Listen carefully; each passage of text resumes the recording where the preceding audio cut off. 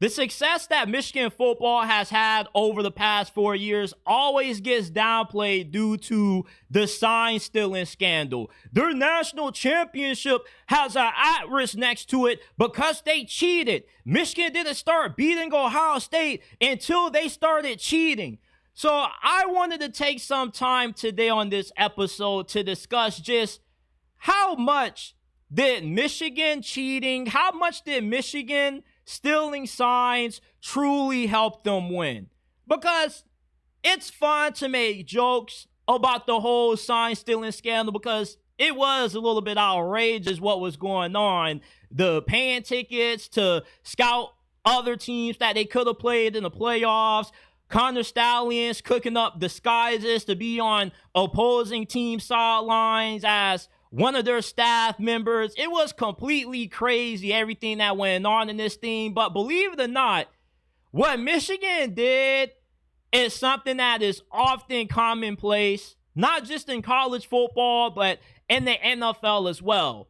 Because in film study, you're trying to get an advantage. So you're trying to figure out team signals. What tendencies do they have when they run certain plays? If they like to call a certain pass play, do you have a wide receiver that twitches before the play? Does he line up a little bit different from everybody else? That can be somewhat of a tell that that play is coming. Do they have some indicators that they're about to run the football? What's some tendencies that a defensive tackle has when it's an obvious pass rush situation and they're going to send the blitz? You know, there are some small details, some small intricacies that you can look at opposing teams that certain players have that kind of give you an indicator of what they're going to do. Sometimes you have coaches that like to call certain plays a lot more than others, depending on the situation. And there are plenty of other coaches that are scouting other team signals. The issue is that Michigan just somehow happened to be the only team who got caught doing it. Now, I'm not trying to make excuses for Michigan cheating, but you know what they say, you're not trying to win if you're not cheating. So you can't really get mad at Michigan finally get an advantage that everybody else has been taking advantage of for years. Most teams do the same thing anyway, but people felt salty about Michigan because they were completely dominating the Big Ten. Let's not forget, prior to last season, this program had 3 straight Big Ten championships. And also, just because Michigan was stealing signs and they knew what some of the signals meant for their opponents, didn't necessarily mean that that was a complete benefit to them.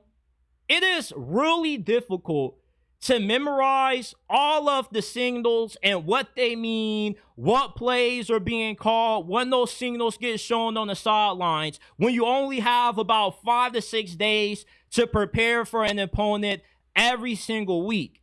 And when you're in the game, if you're playing on defense, you don't have enough time to look at the opposing team sideline. Coaches don't have enough time to look at what the offense is trying to call and then try to counter that with having the right defensive play for it. Because with the pace that college football is played at, you don't really have enough time to wait to see what the other team is going to call, because by that point, when the play gets ran, you're going to be calling the play and your defense is going to be out of position. The only time where I feel Michigan knowing other team signs was truly effective was in situational moments like third down or in the red zone. That's a little bit more when the sign stealing thing would play in their favor, because once you get into the red area, everything is condensed and the playbook gets cut in half for an offensive coordinator. So stealing signs would be more advantageous for Michigan in the red zone area. And most teams knew what Michigan was doing. When TCU went into that playoff game against Michigan and they pulled off that upset, Sonny Dykes flat out said that they got tipped off that Michigan was stealing signs. So what did they do? They changed their signals. And even if you know what a team is about to do, what play they're about to run, That doesn't mean you're going to be able to stop it. You still got to be able to make the tackle. You still got to be able to execute. You still got to be able to make the right read if you're a quarterback. And in most instances on offense, let's say that Michigan didn't know what the defense was going to do. It didn't really matter, because how are you going to stop them? I mean, Michigan was just an absolute behemoth. Even if Michigan wasn't still in signs, on offense, they were a complete juggernaut their final 3 seasons under Jim Harbaugh. Have we not forgotten that Michigan beat Penn State running the ball 30 straight times consecutively to win that game? Have we forgotten just how stacked those Michigan teams over the past 3 years were? Aiden Hutchinson, J.J. McCarthy, Mason Graham, Kenneth Grant, Will Johnson, Mike Sanders still. It's not as if they didn't have the best offensive line in college football for the past 3 years. It's not as if Jim Harbaugh isn't a good coach. He went to the playoffs his first season coaching for the Chargers. They've had 3 really good defensive coordinators. One of them is a head coach right now in the NFL, and the other one, who's with Jim Harbaugh on the Chargers, is going to be a head coach in the NFL next season.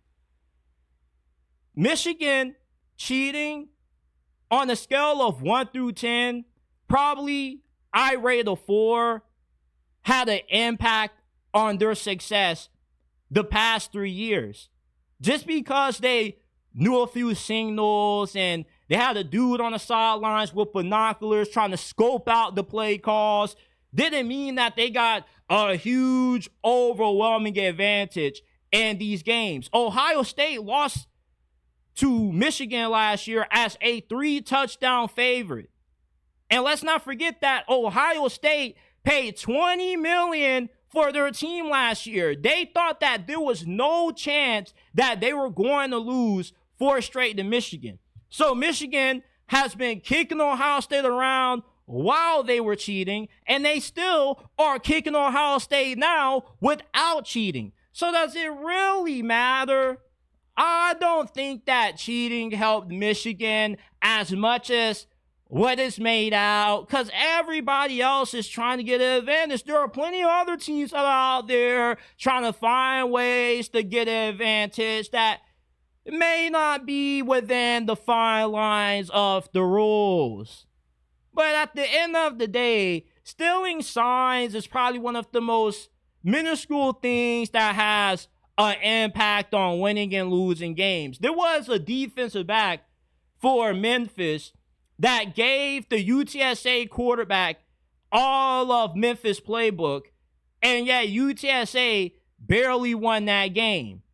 So, I mean, like, even if you know the opposing team's plays, there is no guarantee that you're going to be able to stop whatever that team runs.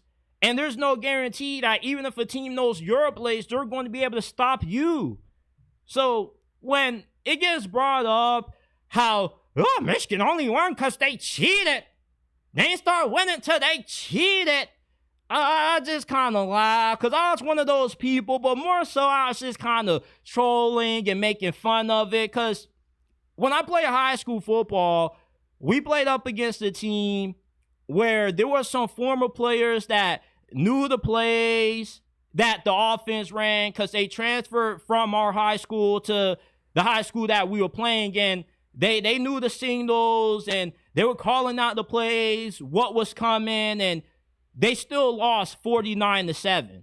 And they were pretty solid. It's just that we were just outright better. So even if you know what's coming, if you can't stop it, you just can't stop it. So cheating on the scale of 1 through 4, I give it a 4 out of 10.